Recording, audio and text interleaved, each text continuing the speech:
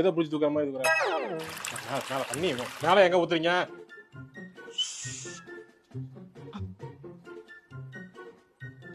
புள்ள புள்ள மத மூக்க மூக்க கைங்க மூக்க சும்மா இருங்க. புள்ள குளிப்பாட்ட மாட்டாங்க பாருங்க ஒழுங்கா. மூஞ்ச குழந்தைங்க அது குழந்தை அது.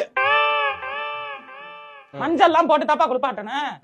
ஏமா என்னமா அது புள்ள மாதிரி இது பாருங்க என்னமா அது.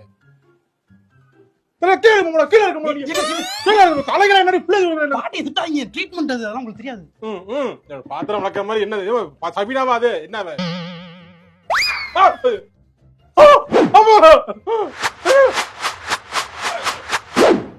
என்ன ரஜினி படத்தை வர மாதிரிலாம்